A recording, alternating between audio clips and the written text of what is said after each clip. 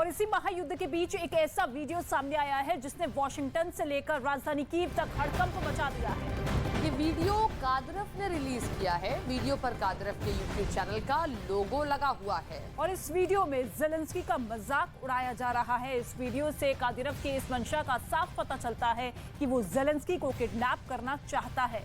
क्या है ये पूरा मामला और क्यों ये वीडियो चर्चा में है, हमारी इस खास रिपोर्ट के जरिए समझिए।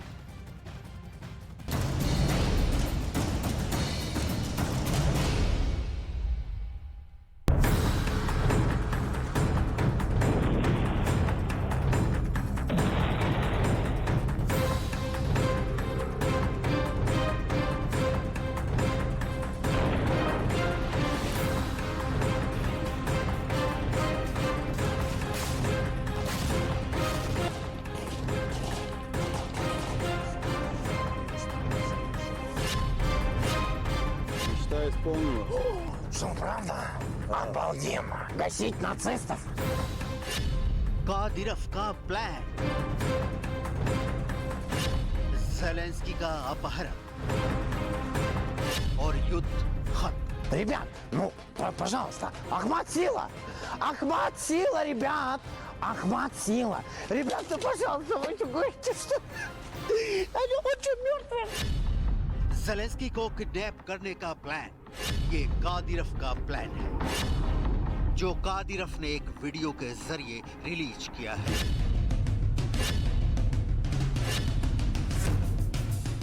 इस वीडियो पर कादिरफ के YouTube चैनल का लोगो है कादिरो 95।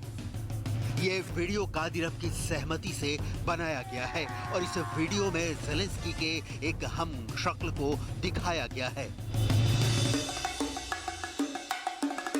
ज़ेलेंस्की के हम शक्ल के चेहरे पर एक काला नकाब है। वीडियो में दिखाया गया है कि नकाब के अंदर भी ज़ेलेंस्की की डायलॉग बाजी चल रही है। О, неужто свежий воздух?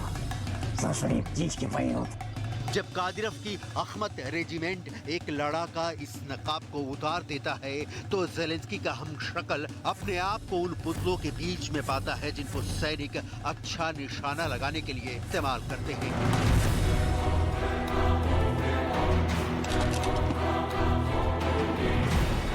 इसके बाद ज़ेलेंस्की का हम शक्ल खुद को बचाने के लिए कादिरफ के लड़ाकों की ताकत की प्रशंसा करता है। Ребят, ну, пожалуйста, Ахмат сила! Ахмат сила, ребят! Ахмат сила! Ребят, ну, пожалуйста, вы что говорите, что... और फिर ज़ेलेंस्की का डुप्लीकेट चीख कर अमेरिका के राष्ट्रपति को बुलाता है। Спайден! Спайден! लेकिन कादिरफ का खूंखार लड़ाका कुछ भी सुनने को तैयार नहीं होता है और गोलियों की बौछार से निशाना लगाने वाले पुतलों को गोलियों से छलनी कर देता है। Спайден! Старый ты пердун! Байден! Байден, сучара старая! Нет!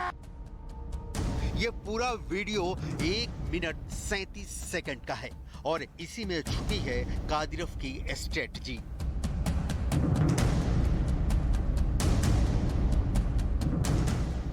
दरअसल कादिरफ ये चाहता है कि एक बार अगर ज़ेलेंस्की को किडनैप कर लिया जाए तो युद्ध अपने आप ही खत्म हो जाएगा। लेकिन क्या इतना आसान है? कादिरफ के लड़ाके इतने खूंखार हैं कि उन पर कादिरफ को पूरा भरोसा है। इसी भरोसे पर कादिरफ ने अपने बेटों को मारियोपोल के मोर्चे पर भेज दिया है।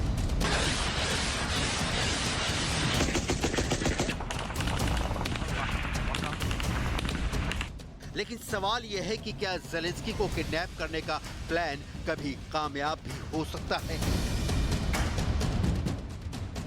दरअसल ज़ेलेंस्की अपनी सिक्योरिटी को लेकर बहुत चौकन्ने रहते हैं। उन्होंने कीव के अंदर प्रेसिडेंट हाउस में भी बंकर बना रखा है। ये तस्वीर वॉग्यू मैगजीन ने जारी की थी। कीव के अंदर प्रेसिडेंट हाउस के आसमान पर नेटो के एयर डिफेंस लगे हुए हैं। कहते हैं यहाँ परिंदा भी पर नहीं मार सकता है। इसके अलावा यूक्रेन की स्पेशल फोर्सेस 24 घंटे हर पल ज़ेलेंस्की की सुरक्षा के लिए चौकन्ने रहते हैं। लेकिन कादिरफ ने अगर प्लान बनाया है तो इसके पीछे बड़ी तैयारी जरूरी है। अब चेचन्या के अंदर से खबर ये भी आ रही है।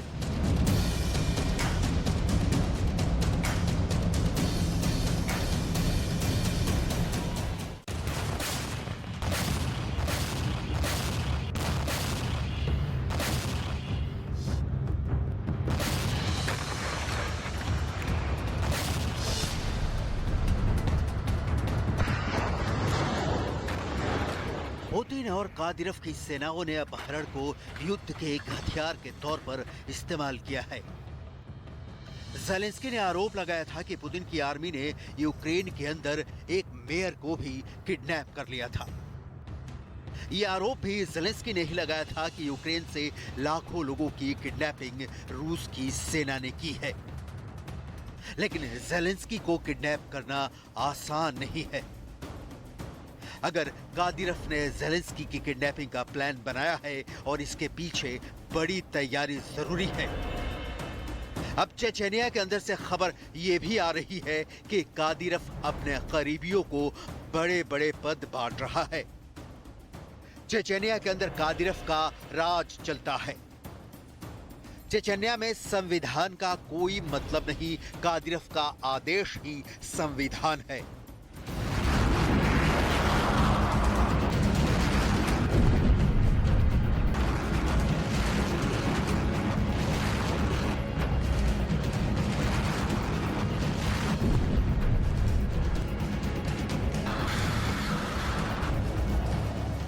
रमजान कादिरफ ने अपने दामाद एडम अलखानो को चेचेनिया की सरकार में एक बड़े पद पर नियुक्त कर दिया है। एडम अलखानो का विवाह रमजान कादिरफ की दूसरी बेटी खदीजहद से हुआ है। इसके अलावा कादिरफ ने अपने भाई अलादी नो अहमद को अपनी सेना में डिप्टी कमांडर नियुक्त कर दिया है। कादिरफ ने अपने बेटों के बाद अपने भाई को भी यूक्रेन के मैदान में उतार दिया है और कादिरफ ये सब कर रहा है ज़ेलेंस्की को हराने के लिए। एक तरफ कादिरफ सेना और हथियारों के दम पर ज़ेलेंस्की को हराने की कोशिश कर रहा है और दूसरी तरफ पुतिन कूटनीति के जरिए ज़ेलेंस्की का सिर झुकाने की तैयारी कर रहे हैं और अब इसका असर भी देखने को मिल रहा है।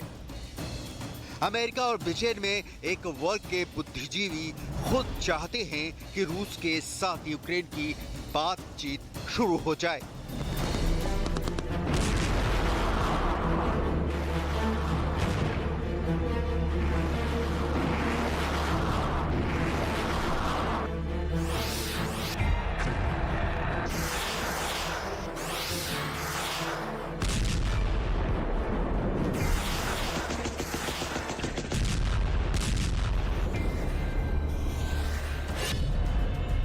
क्योंकि अमेरिका के अंदर बाइडेन यूक्रेन को भारी मदद के चलते रिपब्लिकन्स के द्वारा भारी आलोचना का शिकार हो रहे हैं।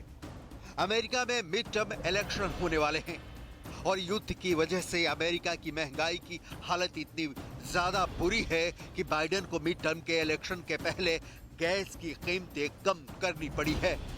दूसरी तरफ ब्रिटेन के अंदर अर्थव्यवस्था संभल नहीं रही और बोरिस जॉनसन और लीज ट्रस को इस्तीफा देना पड़ा है।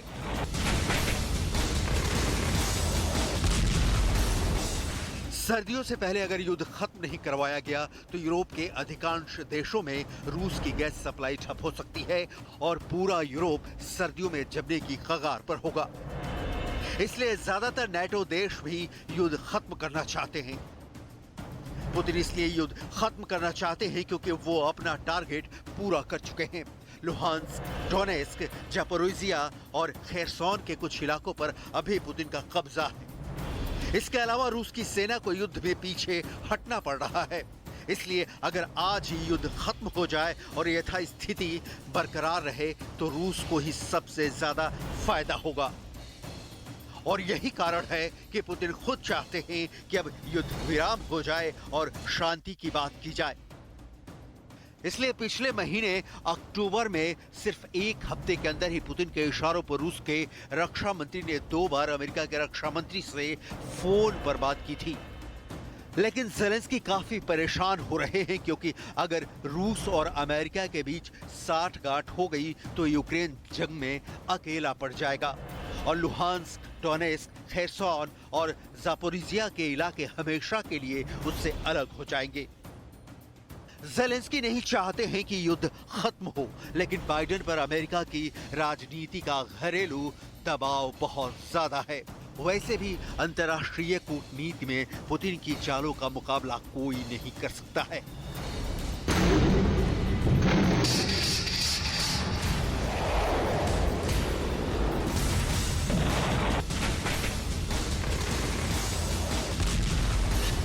दरअसल बाइडेन की ही पार्टी डेमोक्रेट्स के 30 सदस्यों ने बाइडेन के विरोध में चिट्ठी लिखी। चिट्ठी में लिखा गया कि बाइडेन यूक्रेन में युद्ध को खत्म करवाएं। 24 अक्टूबर को लिखी इस चिट्ठी में बाइडेन को सलाह दी गई कि रूस से बातचीत शुरू की जाए।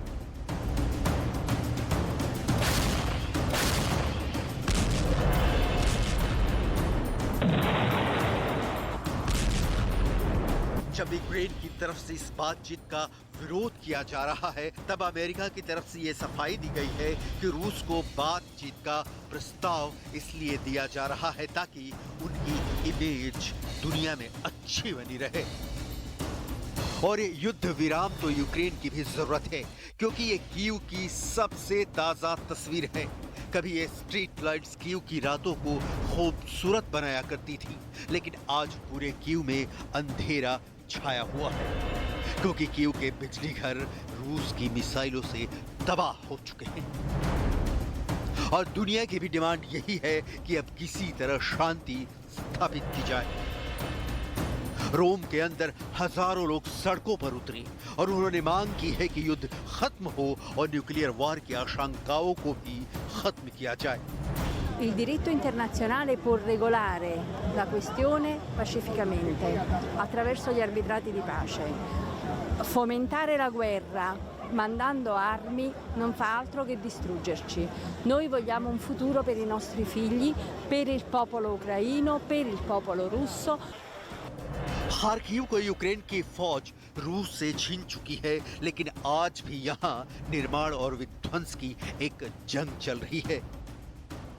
एक तरफ यूक्रेन ये कोशिश कर रहा है कि किसी तरह खार्किव के अंदर रेल सेवाओं को दोबारा शुरू किया जाए, शांति लौटे और जिंदगी नॉर्मल हो सके। तो दूसरी तरफ खार्किव में दोबारा कब्जा करने के लिए रूस की फौज शेलिंग भी कर रही है। ये खार्किव के ही विध्वंस की तस्वीरें हैं जहां आज भी धमाकों के परखचे उड़ रहे हैं। घर मलबों के ढेर में तब्दील हो चुके हैं, लोगों का सब कुछ तबाह हो चुका है। उनके पास बताने के लिए कुछ दुर्भाग्यपूर्ण कहानियां ही बची हैं। У нас майже кожної хвилини, і можете зараз і чути, вибухи, і у нас кожного дня є прильоти в житлові будинки, в інфраструктуру.